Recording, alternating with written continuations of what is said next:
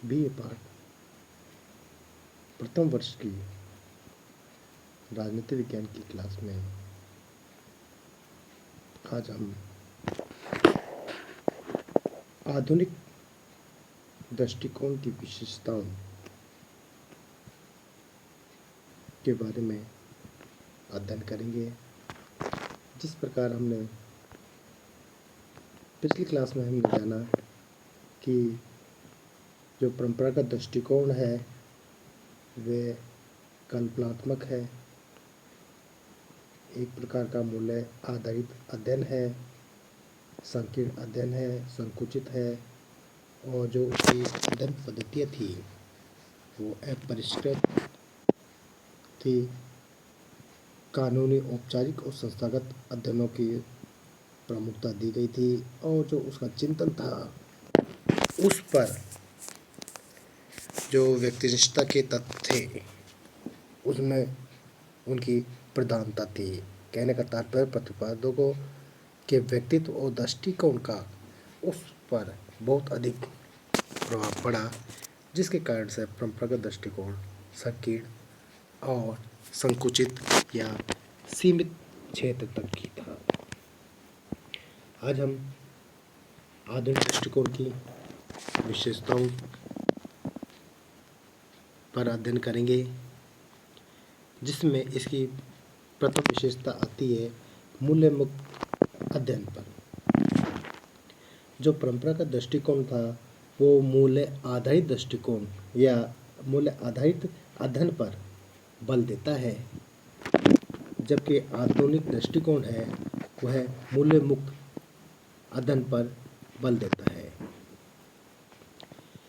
इसमें पूर्वग्रहों तथा आदर्शों का कोई महत्व नहीं दिया जाता, क्योंकि मूल्यों का वैज्ञानिक परीक्षण संभव नहीं होता है। इसमें मानवीय मूल्यों से निरपेक्ष रहते हुए तथ्यों पर आधारित अध्ययन ही किया जाता है। कहने का तात्पर्य है कि आधुनिक दृष्टिकोण के जो विचारक हैं उनका कहने का मतलब ये था कि जो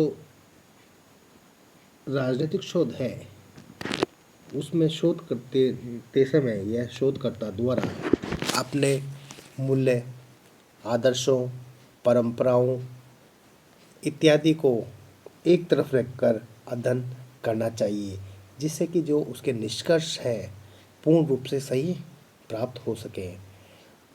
उसके जो निष्कर्ष हैं उस पर उसकी मान्यताओं, आस्थाओं या अन्य किसी प्रकार का प्रभाव ना पड़े या उसके निष्कर्षों में वो समाहित ना हो।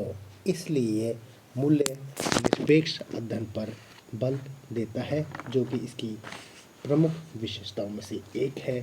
इसके पश्चात इसका जो सेकंड पॉइंट आता है वह है वैज्ञानिक जो पद्धतियाँ हैं, अध्ययन पद्धतियाँ हैं उन पर बल देता है।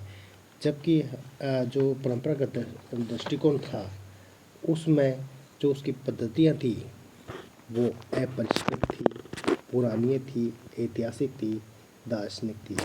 जबकि आधुनिक दृष्टिकोण है वो अध्ययन के लिए वैज्ञानिक पद्धतियों पर बल देता है।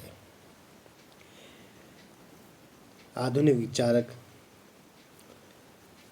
राजनीतिक विज्ञान का जो अध्ययन है उसे अधिक से अधिक वैज्ञानिक बनाना चाहते थे तथा राजनीतिक तथ्यों, घटनाओं की वैज्ञानिक आधार पर जांच करते थे। आधुनिक विचारक प्राकृतिक विज्ञान के विभिन्न सामाजिक विज्ञानों से अध्ययन की नवीन तकनीकों को अपनाते हुए राजनीति शास्त्र में प्रयोग का प्रयास करते हैं।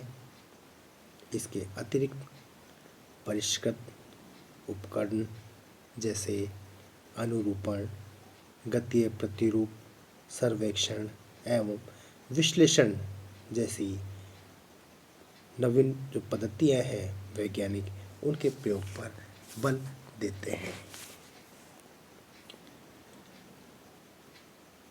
आधुनिक दृष्टिकोण का विशेषताओं में जो तृतीय बिंदु आता है उसमें व्यापक अध्ययन है। व्यापक अध्ययन इसलिए है क्योंकि जो परंपरागत दृष्टिकोण था उसका क्षेत्र संकुचित था, वो उसी क्षेत्र तक सीमित था। उन्होंने अपने राज्य से बाहर जाकर अन्य देशों के बारे में अध्ययन करने का प्रयास नहीं किया कि वहाँ पर किस प्रकार की शासन व्यवस्थाएं हैं। इस कारण से जो परंपरागत दृष्टिकोण था वो संकीर्ण था, लेकिन यहाँ पर जो आधुनिक दृष्टिकोण है उसका क्षेत्र और अधिक व्यापक हो जाता है। इस दृष्टिकोण में पाश्चात्य लोकतांत्रिकरण पूंजीवादी व्यवस्थाओं के साथ साथ गैर पाश्चात्य लैटिन अमेरिका, एशिया, अफ्रीका जैसे क्षेत्रों की शासन व्यवस्थाओं का भी अध्ययन किया जाने लगा था, जिस कारण से इसका क्षेत्र और अधिक व्यापक बन जाता है। इसका जो अगला बिंदु आता है उसमें है तुलनात्मक, विश्लेषणात्मक एवं समस्या समाधानात्मक अध्ययन। जो आधुनिक राजनीतिक दृष्टिकोण है उसमें तुलनात्मक अध्ययन किया जाने लगा, क्योंकि तुलनात्मक जो अध्ययन है उसके माध्यम से राजनीतिक व्यवहार के बारे में सामान्यीकरण प्रस्तुत किए जा सकते हैं। विश्लेषणात्मक अध्ययन द्वारा जो राजनीतिक व्यवस्था है उसे सरलता से समझा जा सकता है। इसमें समस्याओं का विवरण वर्णन ही नहीं बल्कि समस्याओं के व्यवहारिक समाधान निकालने का प्रयास भी किया जाता है। कहने का मतलब है कि जो आधुनिक दृष्टिकोण है उसमें तुलनात्मक रूप से, विश्लेषणात्मक रूप से और जो समस्या होती थी उसका समाधान निकालने का भी प्रयास खोजा जाता था। इसकी अन्य विशेषताओं में आता है अंतःअनुशासनात्मक अध्ययन। जो आधुनिक दृष्टिकोण है वह अंतःअनुशासनात्मक अध्ययन पर भी बल देता है। जैसे आधुनिक राजनीतिशास्त्रियों ने अर्थशास्त्र, मनोविज्ञान, अन्य समाज विज्ञानों से बहुत कुछ लिया है, जिससे ये समाज विज्ञान राजनीति विज्ञान से घनिष्ठ संबंधित है।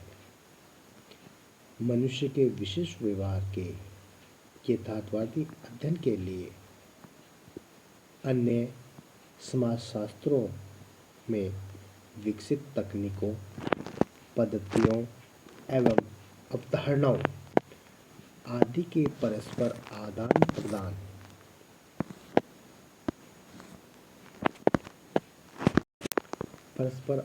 प्रदान को अंतःअनुशासनात्मक अध्ययन की संज्ञा दी जा सकती है। इस प्रकार हमने आज आधुनिक दृष्टिकोण की उक्त 5 विशेषताओं के बारे में अध्ययन किया। अगली क्लास में हम आधुनिक दृष्टिकोण की अन्य विशेषताओं के बारे में अध्ययन करेंगे।